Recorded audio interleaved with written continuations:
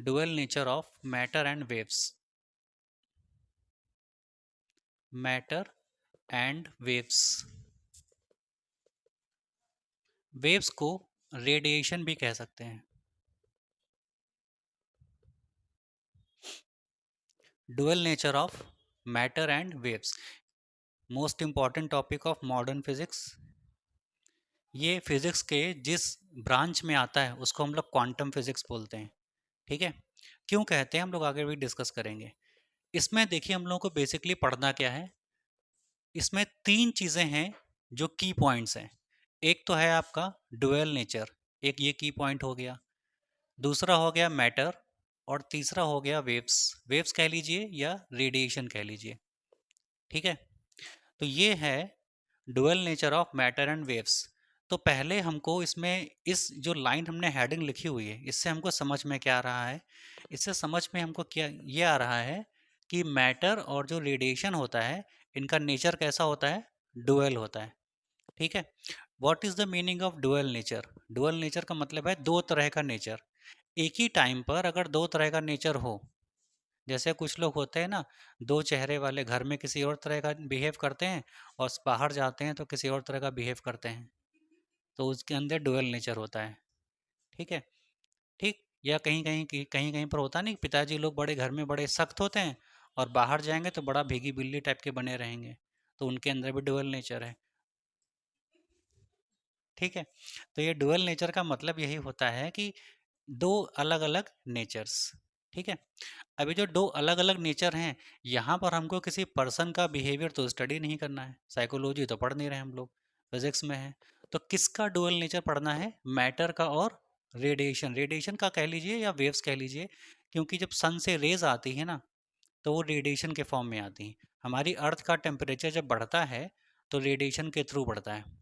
ठीक है, रेडिएशन का मतलब होता है लाइट का किसी एक सोर्स से आना, ठीक है, मीडियम से पास होके किसी ऑब्जेक्ट से टकराना और टकरा के फिर रिफ्लेक्ट होना. रिफ्लेक्ट होता है जो, उसको बोलते हैं रेडिएशन. ठीक है, जैसे सन से यहाँ रॉड है, रॉड से लाइट आ रही है, लाइट आने के बाद इस सरफेस पे गिरी, इंसिडेंट हुई, और यहाँ से जब रिफ्लेक्ट होके वापस गई तो इसने कमरे के टेम्परेचर को अगर इंक्रीज कर दिया तो हम कहेंगे कि ये क्या है, रेडिएशन है. ठीक है, तो हमको पहले तो थोड़ा सा एक आइडिया लेना पड़ेगा कि what is the meaning of matter and what is the meaning of radiation and what is the behaviour of matter and what is the behaviour of waves individually. दोनों का अलग अलग बिहेवियर है कैसा. वेव्स का बिहेवियर कैसा होता है, क्या क्या प्रॉपर्टीज़ वेव के अंदर होती हैं. रेडिएशन का बिहेवियर कैसा होता है, क्या क्या प्रॉपर्टीज़ उनके अंदर होती हैं. फिर हम एक ऐसी थ्योरी को आकर के आगे प्रपोज करेंगे जहाँ पर हम दोनों को कंबाइन करेंगे. ठीक है, मतलब पहले हम मैटर के बारे में जानेंगे अलग से, फिर हम रेडिएशन के बारे में जानेंगे अलग से, फिर दोनों को आपस में मिक्स कर देंगे. ठीक, इसी चैप्टर में आपको फोटो इलेक्ट्रिक इफेक्ट पढ़ना है. ठीक है, जैसे कहीं पर अगर आप एक लोहे का रॉड ले लीजिए, आयरन की रॉड, और आयरन की रॉड को अगर आप गर्म करें, जैसे कि मान लीजिए ये एक आयरन की रॉड है और इसको आप पूरी तरीके से हीट कर देते हैं. हीट करने पर इसका टेम्परेचर राइज हो जाएगा. मान लीजिए इसका टेम्परेचर बढ़ गया है 100 डिग्री सेल्सियस तक. ये वो टेम्परेचर है जहाँ पर पानी बॉयल हो जाता है, एवेपोरेट हो जाता है. 100 डिग्री सेल्सियस, इतना टेम्परेचर इसका हो गया है. तो इस टेम्परेचर पर क्या आयरन की रॉड भी बॉयल हो जाएगी, तो इसका आंसर है नहीं. आयरन की रॉड बॉयल नहीं होगी, जबकि इसी टेम्परेचर पर वाटर जो है वो बॉयल हो जाता है. तो आयरन की रॉड एवेपोरेट क्यों नहीं होती है, पानी क्यों हो जाता है, क्योंकि आयरन की रॉड जो होती है वो ज़्यादा मोर सॉलिड होती है. ठीक है, अब हमने इसको हीट कर दिया, ये पूरा इतने डिग्री सेल्सियस पर गर्म हो गया है. ठीक है, तो उसके बाद अगर हम देखते हैं तो इसका कलर जो होता है वो कुछ हल्का सा चेंज हो जाता है. पहले ब्राउन होता है बिना हीट किए, और जब हीट कर देते हैं तो इसका कलर समथिंग रेड के आसपास, रेड या ब्राउन के आसपास हो जाता है. इसका कलर हल्का सा भूरा या लाल हो जाता है, इस कलर का हो जाता है. ठीक है, अब हम मान लीजिए ये हमारी रॉड है, इसके ऊपर ऐसे हमने थोड़ा सा डिस्टेंस पे हाथ रख दिया. जैसे ये रॉड हमने गर्म की है, उसके ऊपर ऐसे हाथ रख दिया, लगा के नहीं रखा है अदरवाइज तो बहुत जल जाएंगे, थोड़ा सा डिस्टेंस पे रखा है. तो जब हाथ यहाँ पे रखेंगे तो हमको कुछ कुछ गर्मी, कुछ कुछ हीट महसूस होगी, है ना. होता है कि नहीं, जब कहीं पर आग जल रही हो ठंड के मौसम में, उसके बगल में आप अगर खड़े हो जाएं तो थोड़ी सी हीट जो आग जलती है उसकी गर्मी हम लोगों तक पहुंचती है, जिससे हम लोगों को थोड़ा सा एनर्जी मिलती है। ठंड में यही तो करते हैं। अगर मान लिया कहीं रोड पे जा रहे हैं, ठंड लग रही है और रोड के किनारे कहीं पर अलाव जल रहा है, अलाव समझते हैं, थोड़ा सा जो आग लगा देते हैं लोग अगल बगल हाथों सेकने के लिए सड़क के किनारे, अगर वो जल रहा है और आप उसको थोड़ा सा खड़े ही हो जाते हैं, हाथ सेकने लगते हैं, तो ऐसा तो है नहीं कि हाथ आग में डाल देते हैं, दूर से सेकते हैं फिर भी आपको हीट मिल जाती है। तो वो जो हीट मिलने की प्रोसेस है वो ड्यू टू रेडिएशन ही है, यही होता है रेडिएशन। अब यहाँ पर आपने हाथ रखा तो आपको हल्का सा हाथ में क्या होगा, गर्मी महसूस होगी, इस हैंड में आपको हल्की सी गर्मी महसूस होगी। क्यों गर्मी महसूस होगी? तो हम लोग ये कहते हैं कि जब इसका टेम्परेचर हमने 100 डिग्री सेल्सियस बढ़ाया था, तो होता क्या है कि यहाँ से कुछ अमाउंट में हीट बाहर की ओर निकलती है, कुछ अमाउंट में जो हीट है वो बाहर की ओर इस तरीके से निकलती है। इसी बाहर की ओर निकलने वाली हीट को हम बोलते हैं रेडिएशन। इसको क्या कहा जाता है? रेडिएशन कहा जाता है। ये है रेडिएशन। लेकिन इस रेडिएशन में ऐसा क्या होता है कि हमारे हाथ जो है उनको थोड़ा सा एनर्जी मिल जाती है। ठीक, तो जरा समझिए कि इसमें ऐसा क्या होता है। हमारे पास जो लोहे की रॉड है इसमें बहुत सारे नंबर ऑफ एटम्स हैं, और ये सारे एटम जो होते हैं वो कैसे होते हैं? टाइटली पैक्ड, क्लोज्ड बाउंडेड होते हैं ये। इनके बीच में इंटरमॉलिक्यूलर स्पेस नेग्लिजिबल होता है, इंटरमॉलिक्यूलर फोर्स बहुत ज़्यादा होता है। ठीक है, यहाँ पर क्या है कि ये आपस में बंधे हुए हैं सब। अगर हमको इनको बाहर निकालना है तो हमको इनको बाहर से एनर्जी देनी पड़ेगी। किसी भी सब्सटेंस में अलग अलग एनर्जी लेवल्स होते हैं, ये भी हम लोग जानते हैं। ये हम लोगों ने नील्स बोर के एटॉमिक मॉडल में पढ़ा है कि अलग अलग एनर्जी लेवल में अलग अलग इलेक्ट्रॉन्स के पास एनर्जी होती है। एक एटम में जितने ज़्यादा ऑर्बिट होते हैं उतने ज़्यादा उनके पास एनर्जी लेवल होते हैं। ठीक है, तो ये जो है वो एनर्जी लेवल को दिखा रहा है। सेंटर में यहाँ पे कहीं न्यूक्लियस होगा। ठीक, ये ऑर्बिट ही समझ लीजिए, ऑर्बिट ही एनर्जी लेवल होता है। अब यहाँ पे क्या है कि ये सबसे ऊपर वाला एनर्जी लेवल है और ये सबसे नीचे वाला एनर्जी लेवल है। इन सब के अगर एनर्जी को कंपेयर करें हम, तो हम ये देखते हैं कि जो अपर वाला एनर्जी लेवल है इसमें जो इलेक्ट्रॉन्स हैं इनके पास हमेशा मिनिमम एनर्जी होती है। ठीक है, इनके पास हमेशा एनर्जी मिनिमम होती है, तभी ये अपर एनर्जी लेवल में रहते हैं।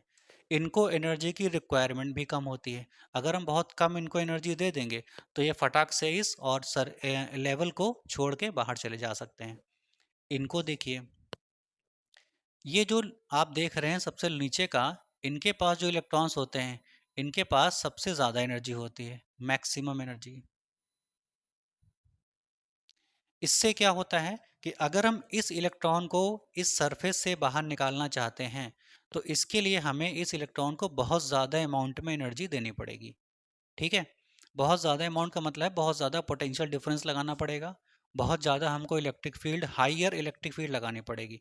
ठीक, तो अगर हम एक थोड़ी सी एनर्जी दें, मतलब कम पोटेंशियल डिफरेंस लगाएं, 10-20 वोल्ट का, 50 वोल्ट का, 100 वोल्ट का, तो उस 100 वोल्ट में जो एनर्जी प्रोड्यूस होगी उस एनर्जी से ये और ये दोनों में से सिर्फ ये वाले इलेक्ट्रॉन बाहर निकल सकते हैं आसानी से। इनको बाहर निकलने में थोड़ी कठिनाई होगी। कठिनाई का मतलब ये नहीं है कि ये निकल नहीं सकते, कठिनाई का मतलब ये है कि इनको ज़्यादा एनर्जी चाहिए होगी। ठीक, मान लीजिए हमने इसको नीचे से हीट कर दिया। नीचे से हीट करने का मतलब ये है हमारे पास ये एक एटम है और इस एटम को हमने हीट कर दिया, ऐसा।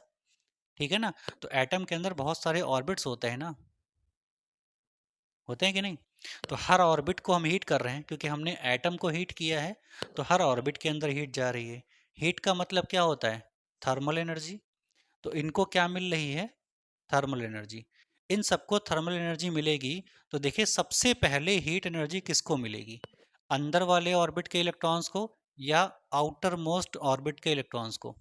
सबसे पहले इनको मिलेगी ना। इनका मतलब ये है कि सबसे पहले इनको मिलेगी एनर्जी। हम हीट तो नीचे से कर रहे हैं, तो इसका मतलब ये नहीं कि आप समझे पहले इसको मिलेगी फिर इसको फिर इसको फिर इसको, ऐसा नहीं होगा। अगर इनका स्ट्रक्चर देखें हम इस तरीके से, तो यहाँ पर देखिए ये बिल्कुल न्यूक्लियस के बगल वाला ऑर्बिट है, तो इसके पास जो इलेक्ट्रॉन्स होंगे उनमें एनर्जी ज़्यादा होगी, वो मोर एनर्जी के साथ न्यूक्लियस से बंधे रहते हैं, बाउंडेड रहते हैं। ठीक है, तो ये वाले ज़्यादा बंधे रहते हैं, ये वाले कम बंधे रहते हैं। इन पर न्यूक्लियर फोर्स भी कम लगता है। क्यों कम लगता है? क्योंकि इनकी डिस्टेंस फ्रॉम द न्यूक्लियस बहुत ज़्यादा होती है। ठीक है, अब एनर्जी सबसे पहले इस वाले ऑर्बिट को मिली। इस ऑर्बिट का मतलब क्या है कि इन इलेक्ट्रॉन्स को सबसे पहले एनर्जी मिलती है। एनर्जी मिलने के बाद ये सबसे पहला काम जो करते हैं वो ये होता है कि ये खुद को सैचुरेट करते हैं, मतलब जितनी एनर्जी की रिक्वायरमेंट इनको होती है, जितनी एनर्जी इनके पास कम होती है, वो उतनी एनर्जी को अपने अंदर स्टोर कर लेते हैं। फिर उसके बाद जो एनर्जी और बचती है, उस एनर्जी का ये लोग क्या करते हैं, उस एनर्जी को ले करके ये लोग इस ऑर्बिट को छोड़ के बाहर चले जाते हैं। ठीक है, ठीक, मान लीजिए हमने इसको जो एनर्जी दी थी, जो हीट एनर्जी दी थी, वो 100 डिग्री सेल्सियस थी। इतना टेम्परेचर हमने बढ़ाया था। इस वाले एटम को हमने कितना हीट एनर्जी दिया? 100 डिग्री सेल्सियस। इतनी एनर्जी देने के बाद इसमें से बाहर जो आउटर मोस्ट इलेक्ट्रॉन थे 3, उसमें से 2 बाहर आ गए। ठीक है, तो जब ये दोनों बाहर आएंगे तो अपने साथ क्या लेके निकलेंगे? क्योंकि इन इलेक्ट्रॉन्स के पास मास होता है। मास होता है ना, इलेक्ट्रॉन्स के पास मास तो रहता है। इलेक्ट्रॉन एक पार्टिकल है, फंडामेंटल पार्टिकल है, तो उसके पास खुद का कुछ मास भी होगा। इसके बाद जब ये यहाँ पर थे तो रुके थे, स्टेशनरी थे। इनके वेलोसिटी कितनी थी? ज़ीरो। और जब ये यहाँ से बाहर निकलेंगे तो इनकी वेलोसिटी कितनी हो जाएगी? v मान लेते हैं। तो इनके पास मास है और वेलोसिटी है। मास और वेलोसिटी जब साथ में मल्टीप्लाई होते हैं तो एक नया प्रोडक्ट बनता है, उसको हम लोग बोलते हैं मोमेंटम p। ठीक है, तो इन इलेक्ट्रॉन्स के पास जो बाहर निकलेंगे उनके पास क्या रहेगा? मोमेंटम रहेगा। ठीक है ना, अब जब मोमेंटम आ गया तो क्योंकि यहाँ से निकले हैं और जब ये सरफेस से छोड़ के बाहर जाएंगे तो वेलोसिटी लगातार चेंज होती रहेगी। मास तो नहीं बदलेगा, क्योंकि मास हमेशा स्टेशनरी रहता है, कभी चेंज नहीं होता। वेट बदल सकता है, मास नहीं बदलता। तो अगर मास कांस्टेंट है और वेलोसिटी लगातार बाहर निकलने पर बदल रही, कभी हो सकता है तेज चले, कभी हो सकता है धीमे चले, तो वेलोसिटी अगर चेंज होती रहेगी तो क्योंकि वेलोसिटी मोमेंटम से रिलेटेड है, इसलिए वेलोसिटी के साथ साथ मोमेंटम भी चेंज होगा। ठीक है, तो मान लेते हैं कि मोमेंटम जो है वो टाइम के रिस्पेक्ट में चेंज हो रहा है, मतलब जैसे जैसे टाइम चेंज हो रहा है वैसे वैसे मोमेंटम चेंज हो रहा है। तो इसको हम लोग बोलते हैं rate of change of momentum. अगर किसी क्वांटिटी को टाइम से डिवाइड करते हैं तो ये उसका क्या कहलाता है? रेट। रेट कहलाता है। तो हम किसको डिवाइड कर रहे हैं? मोमेंटम को। किससे? टाइम से। तो किसका रेट ऑफ चेंज कहलाएगा? मोमेंटम का।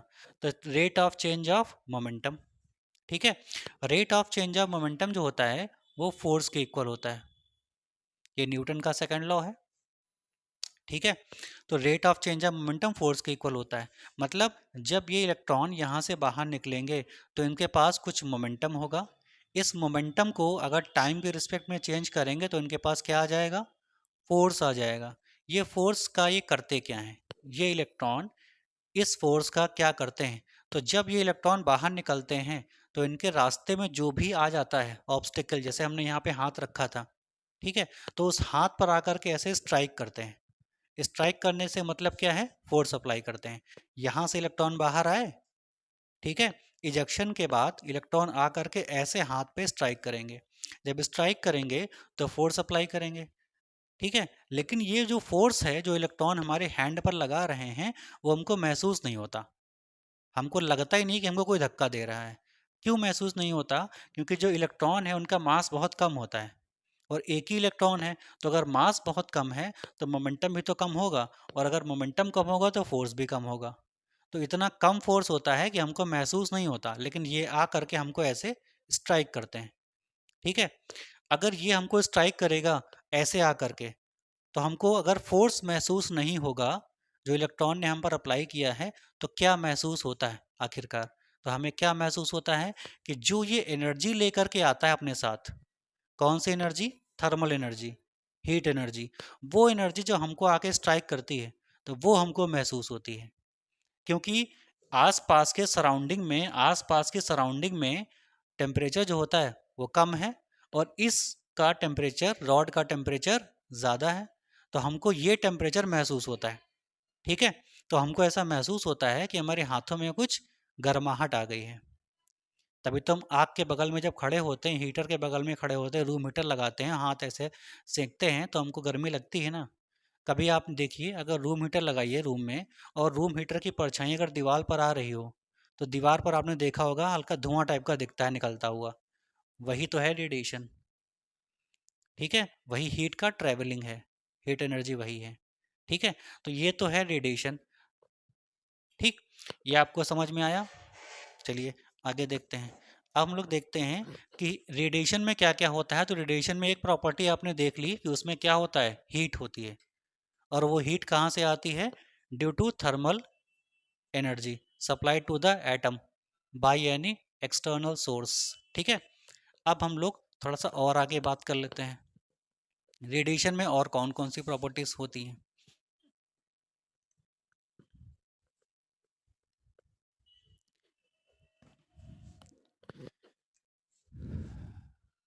रेडिएशन,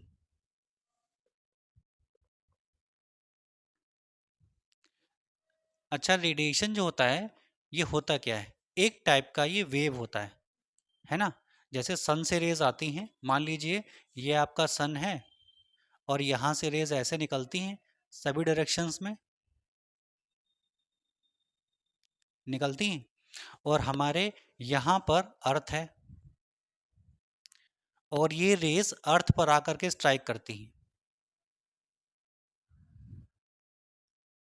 स्ट्राइक करने के बाद ये यहाँ तक तो मान लीजिए अर्थ का एटमॉस्फेयर है, इस वाली लाइन तक अंदर की ओर अर्थ का एटमॉस्फेयर है। मतलब आप अर्थ की सरफेस से अगर ऊपर देखते हैं तो हवा मतलब महसूस होती है, दिखती तो नहीं है, महसूस होती है ना। तो वो हमारा एटमॉस्फेयर है। ठीक है, इसके बाद यहाँ पर कोई एयर नहीं है, मतलब वैक्यूम है। तो इतने पार्ट से जब रेज एंटर करती हैं, सन रेज यहाँ से अंदर की ओर इस तरीके से, तो ये क्या करती हैं, इस वाले माहौल के जो पार्टिकल्स होते हैं, मतलब अंदर अर्थ के जो डस्ट पार्टिकल होते हैं, उन पार्टिकल्स को ये धीरे धीरे स्ट्राइक करती हैं। कौन स्ट्राइक करता है? लाइट रे के पार्टिकल्स स्ट्राइक करते हैं। तो जब एक पार्टिकल दूसरे पार्टिकल से जा करके स्ट्राइक करता है, लड़ता है, टकराता है, तो वो अपना क्या क्या ट्रांसफर करता है? मोमेंटम और काइनेटिक एनर्जी। ठीक है, जब ये पार्टिकल इससे जाके स्ट्राइक करेगा तो इसके पास जितना मोमेंटम होगा, इसके पास जितनी काइनेटिक एनर्जी होगी, वो इसको दे देगा। इस मोमेंटम और काइनेटिक एनर्जी से ये वाला पार्टिकल भी एक्साइटेड हो जाता है, और ये भी आगे चलता है और जा करके किसी दूसरे पार्टिकल से टकराता है। तो जब ये इससे टकराता है तो इसको भी क्या देता है? मोमेंटम और काइनेटिक एनर्जी। जितनी मोमेंटम ये ट्रांसफर करता है, ये उसका थोड़ा कम ही ट्रांसफर कर पाता है, पूरा नहीं कर पाता। ठीक है, क्योंकि कुछ तो इसने भी खर्च कर दिया होगा। ठीक, तो यहाँ पर जो लाइट के पार्टिकल्स आ रहे थे, वो लाइट के पार्टिकल्स आए और आ करके एटमॉस्फेयर के पार्टिकल से टकराए। जैसे कि ये पार्टिकल आ रहा था और ये आ करके इससे टकराया। टकराने के बाद इसने अपना जो मोमेंटम था और जो काइनेटिक एनर्जी थी, वो दोनों इसको ट्रांसफ़र कर दिए। ठीक है, ट्रांसफ़र करने के बाद ये क्या हो गया, इसके पास मोमेंटम बढ़ गया और काइनेटिक एनर्जी भी बढ़ गई। अब ये मूवमेंट करने लगेगा। तो जब मूवमेंट करेगा तो ये जा करके किसी दूसरे पार्टिकल से टकराएगा, किसी तीसरे पार्टिकल से टकराएगा, किसी चौथे पार्टिकल से टकराएगा, और ये टक्कर लगातार होती रहेगी। जैसे जैसे टक्कर की संख्या बढ़ती रहेगी, नंबर ऑफ कोलिजन्स बढ़ते रहेंगे, वैसे वैसे एनर्जी कम होती रहेगी। ठीक है, अब ये पार्टिकल सन से चलने के बाद जब अर्थ पे आके टकराता है, अर्थ की सरफेस पे स्ट्राइक करता है, तो जो इसके पास एनर्जी बची हुई है वो अर्थ को ट्रांसफर करता है। ठीक है, कौन कौन सी एनर्जी इसके पास है? एक तो काइनेटिक एनर्जी है, और दूसरा अपने साथ लेके क्या आता है? लाइट और हीट, है ना। सन के पार्टिकल क्या लेके चलते हैं? लाइट लेके चलते हैं और हीट लेके चलते हैं, तभी तो गर्म होता है। तो ये जो हीट और लाइट लेके आया है, वो इस पे आके स्ट्राइक करेगा, टकराएगा, और टकराने के बाद कुछ अमाउंट ऑफ हीट और लाइट ये अर्थ की सरफेस को ट्रांसफर कर देगा अकॉर्डिंग टू कोलिजन लॉ, और जो बचा हुआ पार्ट है वो ले करके ये वापस जाएगा। क्योंकि हम लोगों ने पढ़ा है ना, जितना एक्शन होता है उतना ही रिएक्शन होता है। तो यहाँ पर ये एक्शन करेगा, बदले में अर्थ क्या करेगा, इसको वापस फेंक देगा, पुश कर देगा। ठीक है, तो ये वापस जाएगा। अब जब वापस जा रहा है पार्टिकल, तो इसके पास क्या है, हीट और लाइट। अगर ये इस सरफेस को छोड़ के बाहर चला जाता और एटमॉस्फेयर से बाहर निकल जाता, तब तो इसके पास जो बची हुई हीट और लाइट है वो स्पेस में चली जाती। ठीक है, लेकिन अगर इसको रास्ते में किसी ने रोक लिया और जाने नहीं दिया, तो जो हीट और लाइट इसके पास बची हुई है वो ये काहे में स्पेंड करेगा, एटमॉस्फेयर में ही तो दे देगा। इससे हमारा एटमॉस्फेयर बहुत ज़्यादा गर्म हो जाता है। इसी प्रोसेस को ग्लोबल वार्मिंग भी कहते हैं। यही है ग्लोबल वार्मिंग की वजह। अगर यहाँ पर एक ऑब्स्टेकल लगा दें, ये वापस ना जा पाए, तो इसके अंदर जो हीट होगी वो एटमॉस्फेयर को ही तो ट्रांसफ़र करेगा, और अगर एटमॉस्फेयर को ट्रांसफ़र करेगा तो फिर क्या होगा, टेम्परेचर बढ़ेगा ना। इसीलिए कह रहे हैं कि धरती का टेम्परेचर लगातार बढ़ता जा रहा है, ग्लेशियर्स पिघल रहे हैं, और समुद्र का जो लेवल है वो लगातार बढ़ रहा है। और कुछ देश ऐसे हैं जो डूबने की कगार पर हैं। इंडोनेशिया हो गया, मालदीव्स हो गया, ये सब ऐसा लग रहा है कि डूब जाएंगे थोड़े समय के बाद, 2050 तक कुछ देश नक्शे से गायब हो जाएंगे, ऐसा न्यूज़ में है। इनकी पीछे की वजह ये है। अब यहाँ से जो रेस चल के आई हैं ये, तो इतने पार्ट में तो ये रेस वैक्यूम में ट्रेवल करती हैं, क्योंकि यहाँ पर कोई एयर नहीं है। और यहाँ से निकलने के बाद जब वो अर्थ में आती हैं, तब वो रे के फॉर्म में नहीं आती, बल्कि वेव के फॉर्म में आती हैं। एटमॉस्फेयर के अंदर लाइट रेस किस रूप में रहती हैं, वेव फॉर्म में। और एटमॉस्फेयर के बाहर वैक्यूम में कैसी रहती हैं, रे फॉर्म में रहती हैं। तो क्योंकि लाइट देखिए इस तरीके से चल के आई है, और इस फॉर्म को हम क्या नाम देते हैं, वेव फॉर्म। तो लाइट के अंदर मतलब रेडिएशन के अंदर एक तो प्रॉपर्टी हमने क्या देख ली, यहाँ पर क्या है, वेव प्रॉपर्टी है। ठीक है, तो एक तो प्रॉपर्टी रेडिएशन के अंदर ये आ गई वेव की, रेडिएशन के अंदर क्या होता है, वेव होता है। ठीक है, दूसरी इसके अंदर क्या प्रॉपर्टी होती है, क्या इन लाइट के पार्टिकल्स के पास एनर्जी है, क्या इन लाइट के पार्टिकल्स के पास एनर्जी है, बिल्कुल है। एनर्जी क्यों है, इनके पास मोमेंटम है, मास है ना, तो एनर्जी तो होगी। और जब कुछ वेलोसिटी होती है मास के साथ साथ में, तो काइनेटिक एनर्जी रहती है, तो इनके पास एनर्जी भी है। ठीक है, तो इनके पास एक तो वेव है, दूसरा क्या है, एनर्जी है। ये एनर्जी कितनी है, कितनी एनर्जी है इनके पास,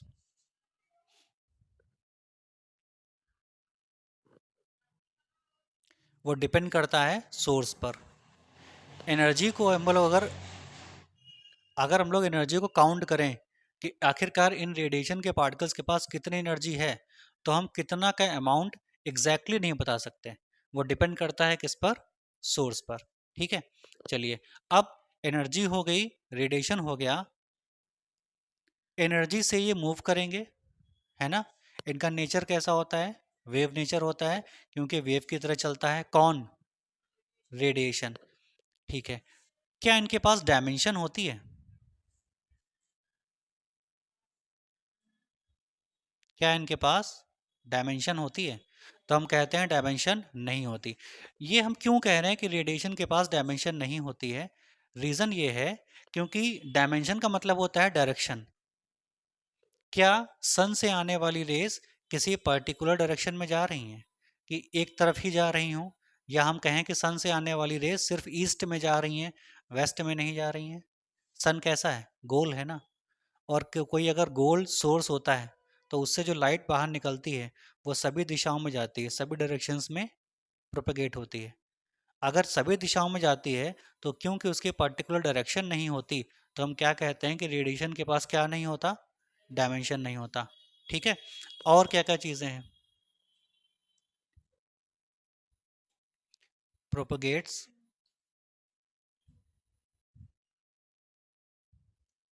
इन द फॉर्म ऑफ वेव, ये वेव की तरह चलती हैं। वेव की तरह चलने का मतलब ये है कि इस तरीके से आगे बढ़ती हैं। ठीक है। इस तरीके से आगे क्यों बढ़ती हैं? क्योंकि पार्टिकल्स में जो एजिटेशन होता है, एजिटेशन समझते हैं? पार्टिकल्स में जो एजिटेशन होता है, जब हम किसी पार्टिकल को हीट करते हैं तो उसके पास एनर्जी आ जाती है। कौन सी energy? Thermal energy, heat energy. और उससे वो एक्साइट होते हैं, और जब वो आगे बढ़ते हैं तो वो इसी रूप में आगे बढ़ते हैं, वेव के रूप में। ठीक। तो इतनी प्रॉपर्टीज किसके पास होती हैं? रेडिएशन के पास होती हैं। तो ये तो होगी रेडिएशन की प्रॉपर्टी यानी वेव की प्रॉपर्टी। अब मैटर की बात कर लेते हैं। मैटर क्या होता है?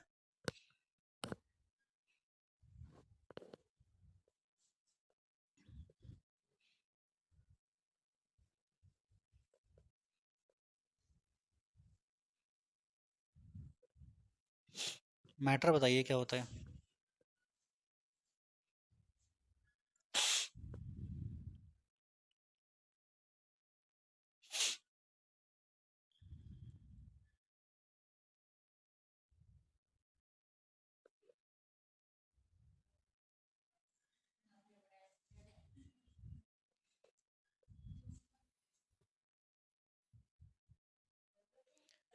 सबसे पहली प्रॉपर्टी जो मैटर की है कि उसके पास शेप होता है। शेप होता है। मैटर का मतलब क्या है? आपसे हम पूछें कि व्हाट इज मैटर, तो एक पर्टिकुलर जो पार्टिकल होता है उसको मैटर बोलते हैं। कोई पार्टिकल हो, धूल का एक कण ले लीजिए, डस्ट पार्टिकल एक ले लीजिए, पार्टिकल ही तो है। और अगर वो पार्टिकल है तो क्या उसका साइज नहीं होगा? भले ही छोटा हो लेकिन साइज तो होगा। क्या उसका शेप नहीं होगा? होगा। क्या उसके पास मास नहीं होगा? होगा ना। तो ये सारी प्रॉपर्टीज किसके साथ रहती हैं? मैटर के साथ। साइज भी रहता है, शेप भी रहता है, और मास भी रहता है। ठीक है। और इसके अलावा मैटर की क्या प्रॉपर्टीज होती हैं?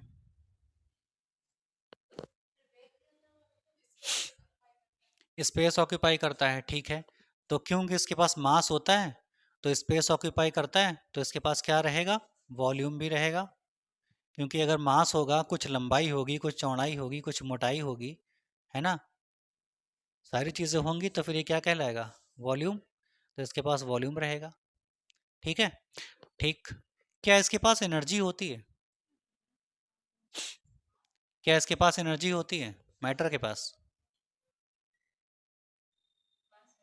मास। मास होता है। क्या इसके पास एनर्जी होती है? नहीं होती। एक बात बताइए, ए- एनर्जी कितने तरह की होती है? दो तरह की। कौन कौन सा? एक एनर्जी होती है जिसको हम बोलते हैं पोटेंशियल, और एक एनर्जी होती है इसको हम बोलते हैं काइनेटिक। पोटेंशियल और काइनेटिक में क्या अंतर है? कोई भी पार्टिकल जिस तरह का है, जिस शेप का है, जिस साइज का है, उसकी वजह से उसके पास जो एनर्जी होती है वो पोटेंशियल कहलाती है। ठीक है। तो energy due to configuration is known as the potential energy. ठीक। और एक और मैटर है। ठीक है। अगर उसको हम चलाना शुरू कर दें, फोर्स लगा के उसको हम मूव कराएं, कुछ डिस्प्लेसमेंट दें, तो उसके पास जो एनर्जी आएगी वो काइनेटिक होगी। तो मैटर के पास दोनों तरह की एनर्जीज रहती हैं। अगर कोई मैटर स्टेशनरी है तो उसके पास पोटेंशियल है, और अगर कोई मैटर चल रहा है तो उसके पास काइनेटिक है। मैटर का मतलब आप पार्टिकल से समझिए। मैटर कहिए या पार्टिकल कहिए, बात एक ही है। तो इसके पास क्या होगा? एनर्जी होगी। ठीक है। ये जो एनर्जी है, ये इसके पास क्या हमेशा रहती है? तो इसका आंसर है कि रहती इसके पास परमानेंट है। लेकिन जब ये जा करके किसी पार्टिकल को स्ट्राइक करता है तो ये अपनी एनर्जी को क्या कर देता है? ट्रांसफर कर देता है। ट्रांसफर्स हो जाती है। ठीक है। जब एनर्जी ट्रांसफर हो जाती है तो इसके पास, पहले वाले पार्टिकल्स के पास एनर्जी की क्वांटिटी कम हो जाती है। तो ये कुछ प्रॉपर्टीज हैं जो मैटर के पास हैं, और ये कुछ प्रॉपर्टीज हैं जो रेडिएशन के पास है। देखिए, कुछ प्रॉपर्टीज रेडिएशन की और मैटर की मैच कर रही हैं, एनर्जी। इसके अलावा कुछ प्रॉपर्टीज ऐसी हैं जो मैच नहीं कर रही हैं। ठीक है, क्योंकि इसके पास डायमेंशन नहीं होती लेकिन इसके पास डायमेंशन होती है। आप किसी पार्टिकल को अगर धक्का देंगे, फोर्स अप्लाई करेंगे, तो वो एक ही तरफ जाएगा, एक डेफिनेट टाइम इंटरवल में वो एक ही तरफ जाएगा। वो या तो ईस्ट में जाएगा या वेस्ट में जाएगा, या नॉर्थ में या साउथ में। वो लगातार नॉर्थ और साउथ में नहीं जा सकता एक साथ। ठीक है, तो इसके पास डायमेंशन नहीं होती, ऐसा हम लोग कह सकते हैं। ठीक, तो ये तो मैटर और रेडिएशन की अलग अलग प्रॉपर्टीज हो गई। चलिए, तो अब हमको क्या देखना है कि हमने अभी तक ये प्रूफ किया है कि रेडिएशन की अलग प्रॉपर्टीज होती हैं और मैटर की अलग प्रॉपर्टीज होती हैं। ठीक है, चलिए।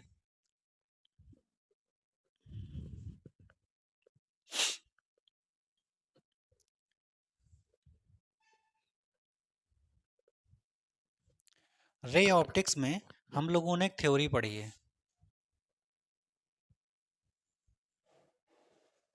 रे ऑप्टिक्स के बाद हम लोगों ने जो वेव ऑप्टिक्स पढ़ी है, इसमें एक थ्योरी पढ़ाई गई है आपको। उस थ्योरी को हम बोलते हैं न्यूटन्स कॉर्पस्कुलर थ्योरी। न्यूटन की कॉर्पसल्स थ्योरी। ठीक है, ऑप्टिक्स में ये पढ़ी जाती है। इस थ्योरी में न्यूटन ने क्या समझाया, कॉर्पसल्स क्या होते हैं। इस थ्योरी में न्यूटन ने कॉर्पसल्स के बारे में बताया। कॉर्पसल्स क्या होते हैं? It is a type of particle. ये एक पार्टिकल का प्रकार है, एक पार्टिकल का भाग है। कैसा भाग, कैसा टाइप होता है पार्टिकल का? तो ये एक ऐसा टाइप होता है पार्टिकल का जिसके पास लाइट हो और जिसके पास एनर्जी हो। तो सारे पार्टिकल जो होते हैं उनके पास एनर्जी थोड़ी ना होती है। सारे पार्टिकल्स, उनके पास लाइट थोड़ी ना होती है।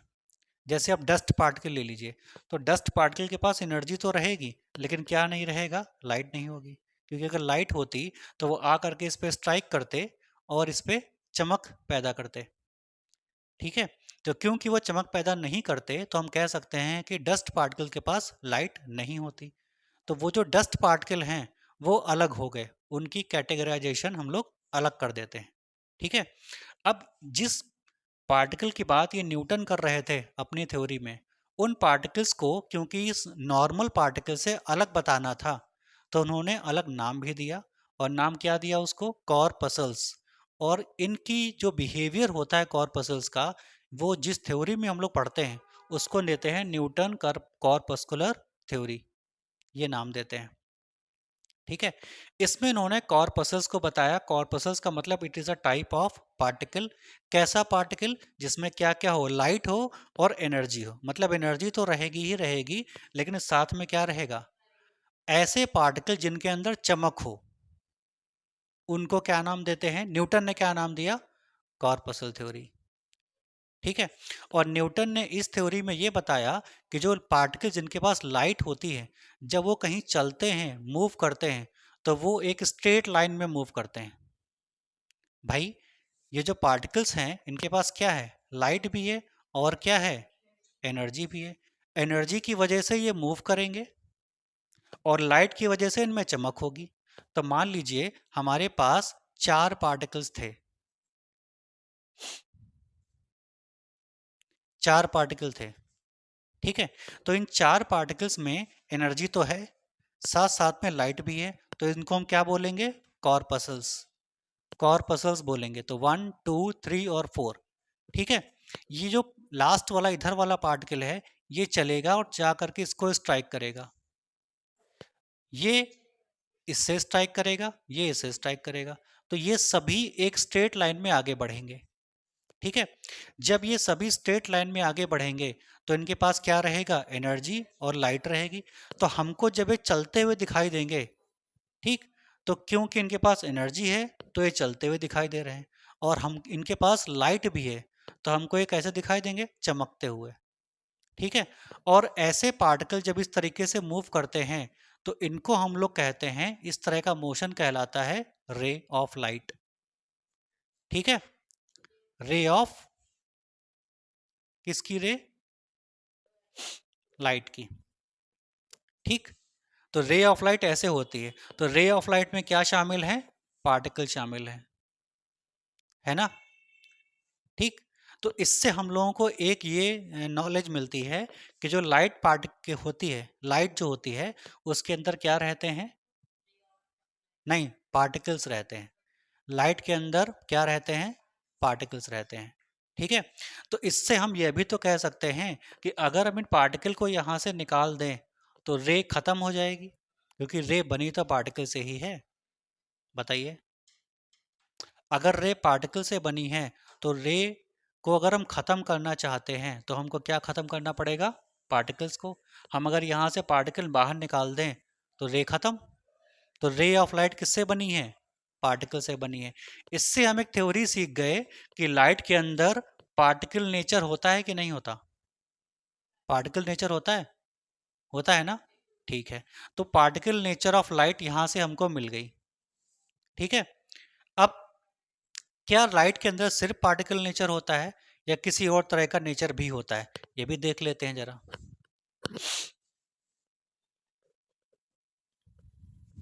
तो न्यूटन की कॉर्पस्कुलर थ्योरी हमको क्या देती है? Particle nature of light. ठीक है, हालांकि और थ्योरी हैं जो हमको ये प्रूव करती हैं, लेकिन अभी फिलहाल के लिए हम पार्टिकल नेचर ऑफ लाइट के लिए न्यूटन की कॉर्पस्कुलर थ्योरी को बेस मान के चलेंगे। अब हमारे पास ऑप्टिक्स में हम लोगों ने कुछ पैटर्न पढ़े हैं लाइट के, जैसे कुछ बिहेवियर होते हैं, इंटरफेरेंस, डिफ्रैक्शन।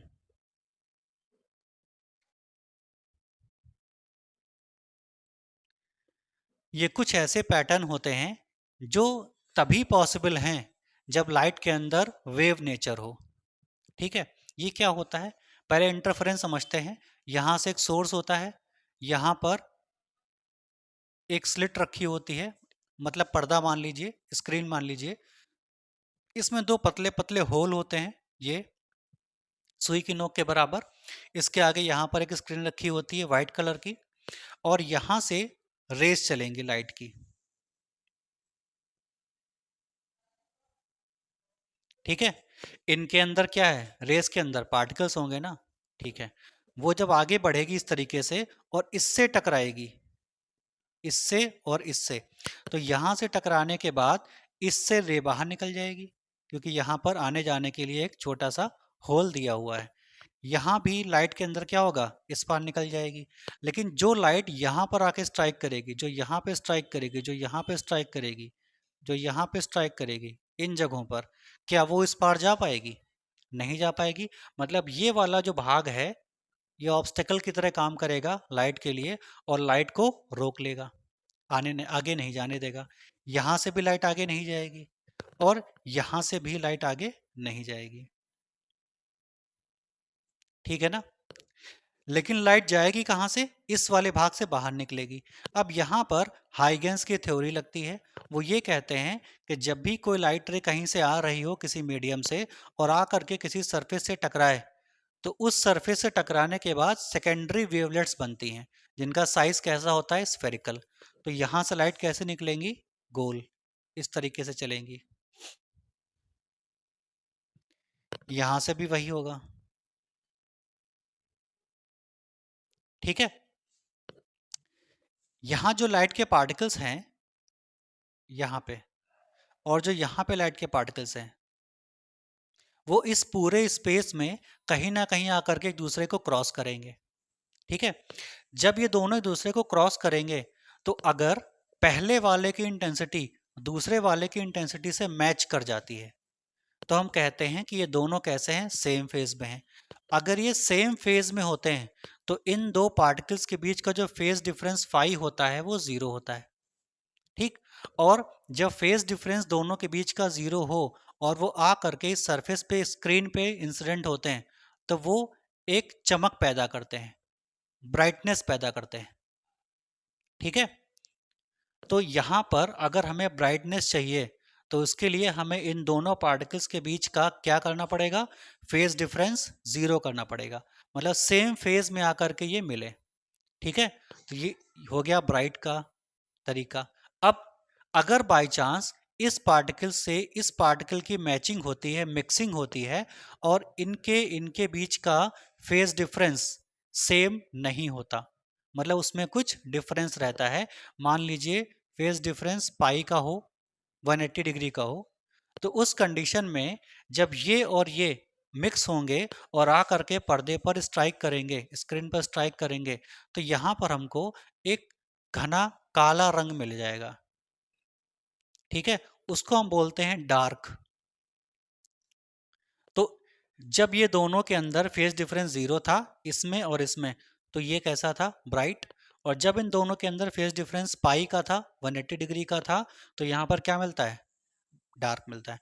तो ये जो ब्राइट और डार्क मिलते हैं, यहाँ पे हमको एक पट्टी मिलेगी जिसमें चमक होगी, तो उसको हम लोग बोलते हैं ब्राइट फ्रिंज। यहाँ पर जो पट्टी मिलेगी उसमें कालापन रहेगा, तो उसको बोल देते हैं डार्क फ्रिंज। इसके बाद जो तीसरी मिलेगी वो फिर से ब्राइट मिलती है, चौथी फिर से डार्क मिलती है, फिर से ब्राइट मिलती है, फिर से डार्क मिलती है। ठीक है, तो ये जो हमने ब्राइट और डार्क, ब्राइट और डार्क, ब्राइट और डार्क देख रहे हैं, तो ये बार बार हमको अल्टरनेटिव मिल रहा है। एक बार ब्राइट, फिर डार्क, फिर ब्राइट, फिर डार्क। दो लगातार ब्राइट के बीच में एक डार्क जरूर होगा, दो लगातार डार्क के बीच में एक ब्राइट जरूर होगा। इस पैटर्न को, लाइट के इस बिहेवियर को हम लोग क्या नाम देते हैं, इंटरफ्रेंस। एक तरह से आप ऑर्केस्ट्रा समझ लीजिए।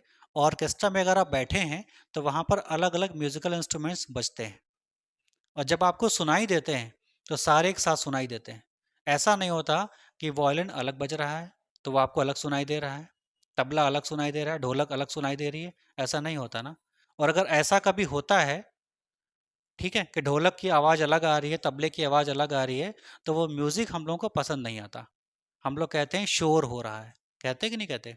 जैसे कहीं से रोड से अगर बाइक निकलती है तो बड़ी अजीब सी उसमें आवाज़ आती है, तो हम लोग कहते हैं यार शोर हो रहा है बाइक में। और कुछ बाइक ऐसी होती है जो आसानी से निकल जाती हैं, तो उनका म्यूज़िक हमको इतना नुकसान नहीं करता, परेशान नहीं करता, होता है कि नहीं। तो सेम वैसा ही यहाँ भी है, इंटरफेरेंस में ये होता है, समझ आया। तो लाइट का पार्टिकल्स का आपस में मिक्स होना और मिक्स होकर के पर्दे पर ब्राइट डार्क फ्रिंजेस देना, ये क्या कहलाता है, इंटरफेरेंस। अच्छा, ये जो इंटरफेरेंस है ये क्यों हुआ, इनकी वजह से हुआ, है ना। देखिए अभी तो ये स्ट्रेट आ रही थी, स्ट्रेट के बाद जब ये इस छोटे से छिद्र से पास हुई, होल से पास हुई, तो फिर ये कैसी हो गई, सर्कुलर, स्फेरिकल हो गई। स्फेरिकल का मतलब वेव बन गई है ना। तो अगर ये वेव नहीं बनती, अगर ये सीधे आती, तो सीधे आकर के ऐसे पर्दे पर गिरती, तो क्या ब्राइट और डार्क हमको बार बार मिलते, नहीं मिलते। जैसे यहां से लाइट आ रही है सोर्स से और आकर के सीधे इस पे इंसिडेंट हो रही है, तो क्या हमको यहाँ पर कहीं पर ब्राइट, कहीं पर डार्क, कहीं पर ब्राइट, कहीं पर डार्क मिल रहा, सब एक ही तरह की लाइट तो मिल रही है। या तो सारी ब्राइट मिल रही है या सारी डार्क मिलेगी, है ना। तो इंटरफ्रेंस जो हुआ है यहाँ पर, ये तभी पॉसिबल है, हम इसको तभी एक्सप्लेन कर सकते हैं जब लाइट कैसे ट्रेवल करे, वेव के फॉर्म में, है ना। तो interference due to wave nature of light. Interference किसकी वजह से पॉसिबल हुआ है, वेव नेचर की वजह से, है ना। सेम वही डिफ्रैक्शन है, डिफ्रैक्शन भी हम कैसे एक्सप्लेन कर सकते हैं, ड्यू टू वेव नेचर। ठीक है, अब देखिए हमारे पास अब दो थ्योरीज हैं। एक थ्योरी ये कहती है कि लाइट पार्टिकल के रूप में चलती है, जो थोड़ी देर पहले अभी हम लोगों ने डिस्कस किया था, है ना, पार्टिकल नेचर। एक थ्योरी ये कहती है कि लाइट वेव के रूप में चलती है।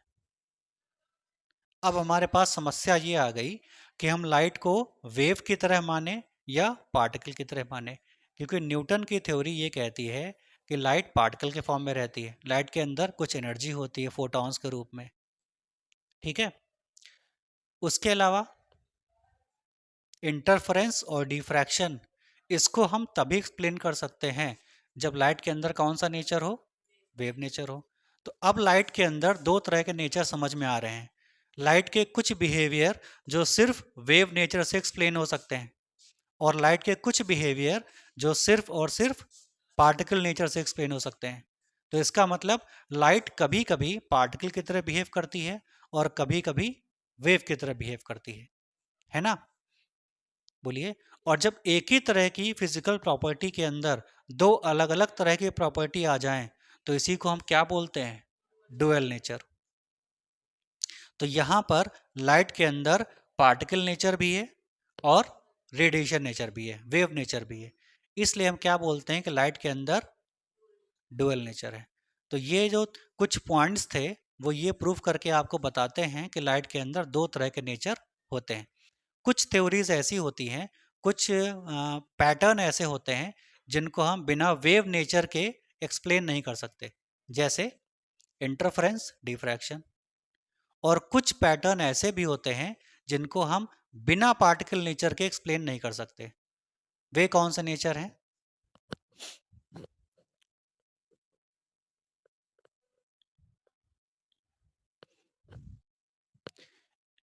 एक होता है कॉम्पटन इफेक्ट,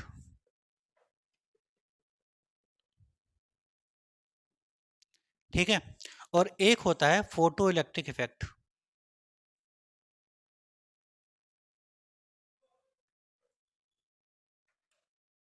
ये दोनों इफेक्ट जो होते हैं ये सिर्फ और सिर्फ कब एक्सप्लेन हो सकते हैं? By particle nature of light.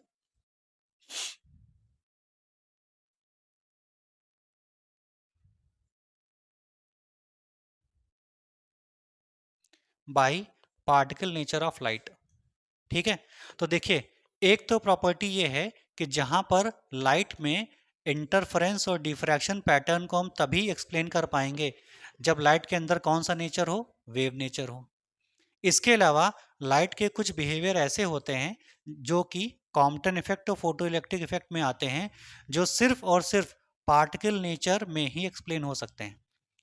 तो अब यहां से लाइट के अंदर, क्योंकि लाइट इंटरफेरेंस भी शो करती है, क्योंकि लाइट फोटो इलेक्ट्रिक इफेक्ट भी शो करती है, देयरफॉर लाइट के अंदर दोनों तरह के नेचर होते हैं, और इसी को हम बोलते हैं डुअल नेचर ऑफ लाइट, ठीक है।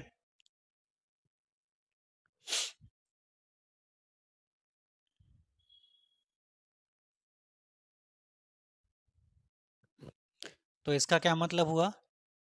Means that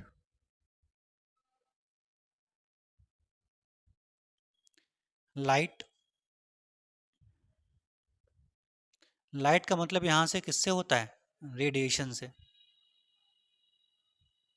means that light sometimes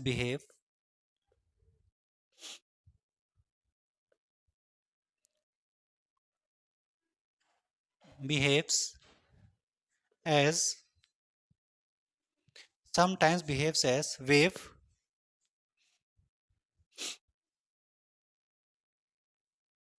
and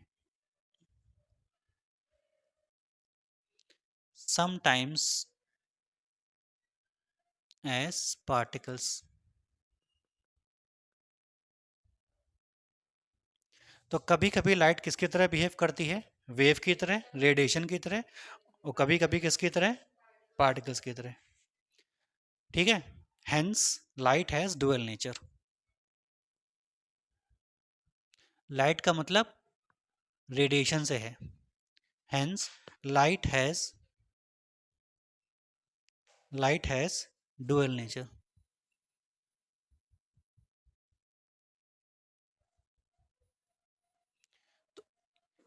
ठीक है।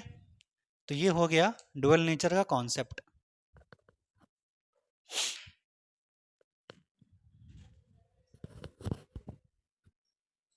पता नहीं कर लिया। चलिए, तो हम लोग के पास दो तरह के लाइट के नेचर हैं, एक कैसा? पार्टिकल नेचर, और एक कैसा? Wave nature. पहले हम लोग पार्टिकल नेचर को जरा एक्सप्लेन करके देखते हैं। मतलब हम देखते हैं क्या वाकई में इसके पास पार्टिकल नेचर है भी या नहीं है। क्या लाइट के सारे जो प्रॉपर्टीज़ हैं क्या वो पार्टिकल नेचर से एक्सप्लेन हो सकती हैं? अगर वो सारी प्रॉपर्टीज़ लाइट की पार्टिकल नेचर से एक्सप्लेन हो जाएंगी तो हमको डुअलिटी का पढ़ना ही नहीं पड़ेगा। ठीक है, तो explanation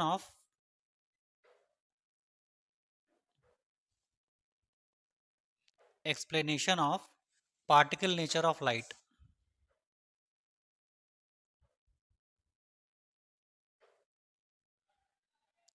particle nature of light.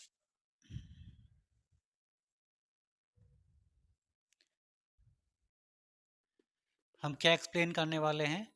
Light का कैसा नेचर? Particle nature. ठीक है, चलिए मान लीजिए हमारे पास एक ये सरफेस है, एक छोटा सा टुकड़ा है लोहे का। ठीक है, इस लोहे के टुकड़े में बहुत सारे इलेक्ट्रॉन्स होते हैं, तो हमने यहाँ मान लिए कुछ इलेक्ट्रॉन्स हैं।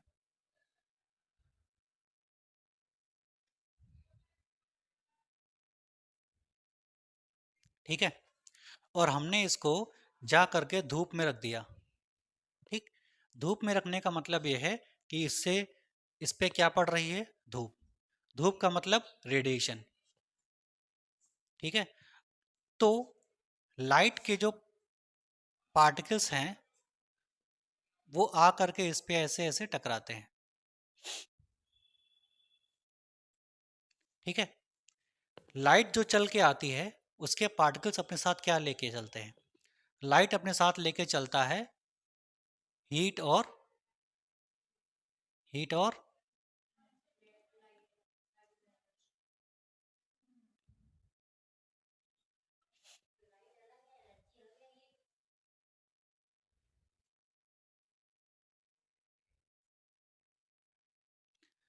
इन पार्टिकल्स के पास मास रहेगा तो मोमेंटम रहेगा, वेलोसिटी रहेगी तो काइनेटिक एनर्जी रहेगी।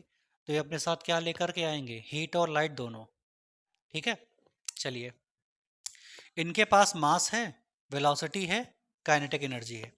मान लेते हैं इस पार्टिकल के पास काइनेटिक एनर्जी है 12 mv², 2 जूल मान लीजिए, 2 जूल है। इसके पास एनर्जी कितनी है? 2 जूल। कौन सी? काइनेटिक।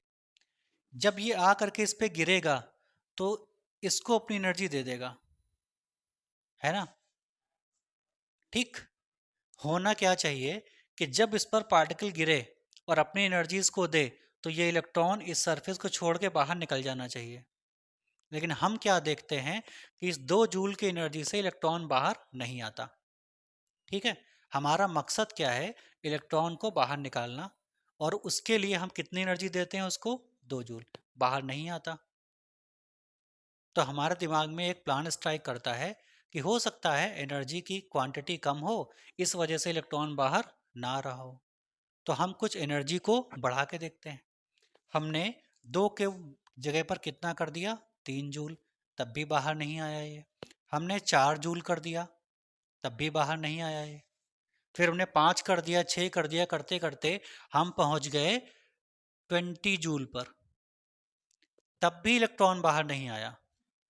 अब हमारे दिमाग में ये स्ट्राइक किया कि आखिरकार इतनी एनर्जी देने के बावजूद भी इलेक्ट्रॉन बाहर क्यों नहीं आ रहा, जबकि आ जाना चाहिए बाहर। ठीक है, तो हमने थोड़ा सा दिमाग और लगाया, और हमने क्या किया कि जो लाइट हम यहाँ पे इंसिडेंट कर रहे थे वो जिस सोर्स से आ रही थी, जिस सोर्स से लाइट आ रही थी, उस सोर्स को हमने बदल दिया। ठीक है, ठीक, और हमने अब जो यहाँ पे सोर्स रखा है वो लाइट जो है उसकी इंटेंसिटी थोड़ी ज़्यादा है। मतलब हमने लाइट के कलर को चेंज कर दिया। मान लीजिए पहले आ रही थी ग्रीन। ठीक है, तो ग्रीन लाइट के अंदर जो एनर्जी थी वो 20 जूल थी, इसने 20 जूल इसको दिया, ये बाहर नहीं आया। हमने क्या किया कि एनर्जी बढ़ाने के बावजूद अगर ये बाहर नहीं आया तो हमने सीधा सोर्स ही बदल दिया। तो अब जब सोर्स बदल देंगे तो ग्रीन की जगह पर अब जो लाइट सप्लाई होगी वो होगी रेड। ठीक है, मान लेते हैं हमने यहां से रेड लाइट इस पे इंसिडेंट की, तो हम क्या देखते हैं कि रेड लाइट की केवल 10 जूल एनर्जी इंसिडेंट करेंगे, उतने से ही इलेक्ट्रॉन बाहर आ जाते हैं। जबकि पहले हम 20 जूल इंसिडेंट कर रहे थे, मतलब ज़्यादा क्वांटिटी में एनर्जी, फिर भी इलेक्ट्रॉन बाहर नहीं आ रहे थे। ठीक है, तो इससे हमने क्या सीखा, इससे हमको क्या पता चला कि लाइट की इंटेंसिटी बढ़ाने से ज़रूरी नहीं है कि इलेक्ट्रॉन्स बाहर आ पाए। हमने क्या बदला, सोर्स बदला, और सोर्स बदलने से क्या बढ़ गई, एनर्जी। ठीक है,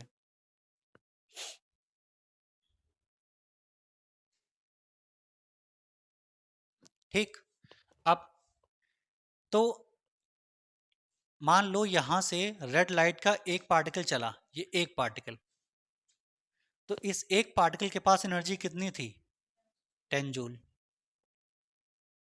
और ग्रीन वाला जो एक पार्टिकल था उसको हमने पहले कितनी दी थी, जो दो, फिर तीन, फिर चार, फिर सीधे सीधे 20। एक पार्टिकल के पास 20 एनर्जी थी जो लगातार बढ़ रही थी, फिर भी पार्टिकल्स इलेक्ट्रॉन को बाहर नहीं निकाल पा रहे थे। और इसमें से सिर्फ एक पार्टिकल ने, जिसके पास 10 जूल की एनर्जी थी, उसने इसको बाहर निकाल दिया। ठीक है, इससे हमको ये पता चला कि ज़रूरी नहीं है कि आप लगातार इंसिडेंट करें एनर्जी को जिससे इलेक्ट्रॉन बाहर निकले। ज़रूरी क्या है कि एक ही पार्टिकल इलेक्ट्रॉन को बाहर निकाल सकता है, लेकिन उसके पास एनर्जी की क्वांटिटी ज़्यादा होनी चाहिए। तो क्या यहाँ पर वेव से लाइट बाहर निकल रही हैं या पार्टिकल से लाइट, इलेक्ट्रॉन्स बाहर निकल रहे हैं? फिर से सुनिए बहुत ध्यान से। लगातार लाइट को इंसिडेंट कर रहे थे, वो लाइट कैसी थी, ग्रीन। एनर्जी कितनी थी, दो, फिर बढ़ा के तीन किया, फिर चार किया, फिर 20 कर दिया। इलेक्ट्रॉन बाहर नहीं आए। एनर्जी लगातार पड़ रही थी उसके ऊपर, लगातार एनर्जी बढ़ रही थी। और लगातार का मतलब वेव्स होती हैं जो लगातार आती हैं। ठीक है, तो जब लाइट वेव के फॉर्म में थी तो क्या इलेक्ट्रॉन्स बाहर आ पा रहे थे, नहीं आ पा रहे थे। फिर हमने सोर्स को चेंज कर दिया और हमने रेड लाइट इंसिडेंट की। रेड लाइट का जब पहला ही पार्टिकल इस पे आके इंसिडेंट हुआ, वेरी फर्स्ट पार्टिकल, तो उसने क्या किया, इलेक्ट्रॉन को बाहर निकाल दिया। तो क्या अब इलेक्ट्रॉन को बाहर निकालने के लिए वेव्स की जरूरत पड़ी है, नहीं पड़ी है। अब किसकी जरूरत पड़ी है, सिर्फ एक पार्टिकल की, है ना। और उसी एक पार्टिकल की 10 जूल एनर्जी से इलेक्ट्रॉन कहाँ आ गया, बाहर आ गया। तो इससे हमको क्या पता चला कि अगर हम सरफेस से इलेक्ट्रॉन को बाहर निकालना चाहते हैं तो जरूरी नहीं है कि वेव से बाहर आए इलेक्ट्रॉन, पार्टिकल से बाहर आ गया ना, है ना। इस फेनोमेना को हम क्या बोलते हैं, photo electric effect. Photo electric effect, इसका क्या मतलब होता है, जब किसी सरफेस पर फोटो मतलब लाइट इंसिडेंट होती है तो वो किसको बाहर निकालती है, इलेक्ट्रॉन को बाहर निकालती है। तो इस सरफेस से इलेक्ट्रॉन को बाहर निकालने के लिए हमको लाइट के किस नेचर की जरूरत पड़ी, पार्टिकल की या वेव के, पार्टिकल नेचर। तो ये जो प्रोसेस है, ये जो फेनोमेना है, फोटो इलेक्ट्रिक इफेक्ट, वो ये एक्सप्लेन करता है कि लाइट के पार्टिकल्स इलेक्ट्रॉन को किसी सरफेस से बाहर तभी निकाल पाएंगे जब उनके अंदर कौन सा नेचर हो, पार्टिकल नेचर हो। वेव नेचर इनके अंदर होने के बावजूद भी लाइट के पार्टिकल, इलेक्ट्रॉन के पार्टिकल्स बाहर नहीं आते। तो इससे हमको क्या एक्सप्लेन करने को हेल्प मिल रही है, पार्टिकल नेचर। ठीक है, तो ये जो इफेक्ट है वो लाइट के कौन से नेचर को एक्सप्लेन कर रहा है, पार्टिकल नेचर को। ठीक है, क्लियर। चलिए अब हम लोग लाइट के वेव नेचर को एक्सप्लेन कर लेते हैं जरा।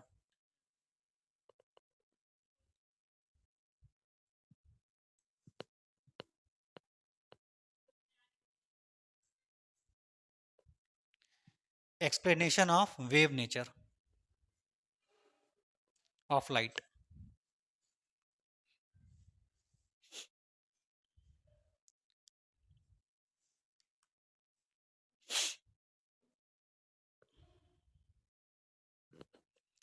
इसका बहुत अच्छा एग्जाम्पल है एक्स रेस।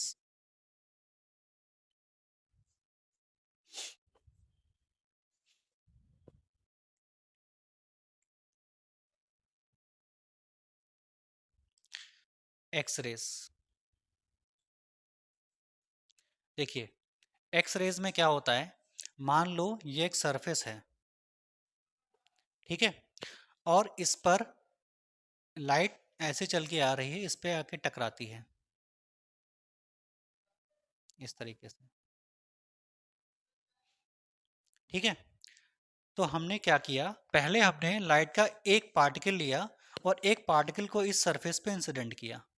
एक पार्टिकल, एक पार्टिकल के अंदर कुछ फिक्स अमाउंट ऑफ एनर्जी होती है ना।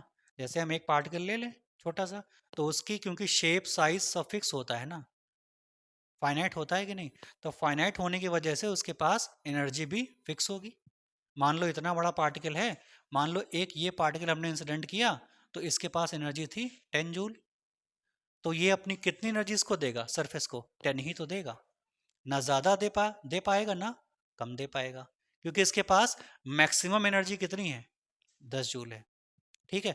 हमने इस सरफेस पे इसको स्ट्राइक किया, और स्ट्राइक करके हम चाहते हैं कि यहाँ से रेस प्रोड्यूस हो, एक्सरे प्रोड्यूस करना चाहते हैं, ठीक है, एक्सरे को हम प्रोड्यूस करना चाहते हैं, ठीक। तो हमने इतनी एनर्जी इसमें स्ट्राइक करवाई, लेकिन हम क्या देखते हैं कि इस एक एनर्जी के फाइनाइट वैल्यू से, पैकेट से, यहाँ से एक्स रेस प्रोड्यूस नहीं होती, ठीक है। फिर हम दूसरा पार्टिकल ले आए, दूसरे पार्टिकल के पास भी कितनी थी, 10 जूल थी। हमने एक पार्टिकल स्ट्राइक किया, 10 जूल इस पे इंसिडेंट हुआ, वेव बाहर नहीं आई। हमने दूसरा पार्टिकल स्ट्राइक किया, उसके पास भी 10 जूल थी, लेकिन यहाँ से एक्सरेज बाहर नहीं आई। हमने फिर से 10 जूल इस पे इंसिडेंट किया, फिर भी रेस बाहर नहीं आई।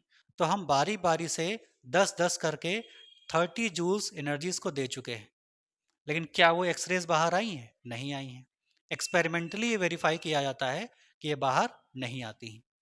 इससे क्या समझ में आता है कि जो फिक्स अमाउंट ऑफ एनर्जी है, जब हम उसको इंसिडेंट करते हैं तो एक्सरेज प्रोड्यूस नहीं होती। तो फिर हम एक्सरेज कैसे प्रोड्यूस करें, है ना, तरीका क्या है हमारे पास। तो हम क्या करते हैं, अब की बार हमने फिक्स अमाउंट में एनर्जी नहीं इंसिडेंट की, हमने एक वेव के फॉर्म में इंसिडेंट की एनर्जी। वेव का फॉर्म का मतलब ये हुआ कि पहला पार्टिकल गया, उसके पास एनर्जी कम थी, दूसरा पार्टिकल गया, उसके पास एनर्जी ज़्यादा थी, तीसरा पार्टिकल के पास एनर्जी और ज़्यादा थी, चौथे वाले के पास और ज़्यादा थी, और ये बारी बारी से गए और इस पर टकराते रहे। मान लो 1 2 3 4 5 6 7 8 9 10, इस तरीके से पार्टिकल चलते आ रहे हैं। पहले वाले के पास 1 जूल थी, इसके पास 2 जूल थी, इसके पास 3 जूल, इसके पास 4 5 6 7 8 9 10, ऐसे आगे बढ़ते रहेगी। ये सबके पास अलग अलग जूल में एनर्जी थी।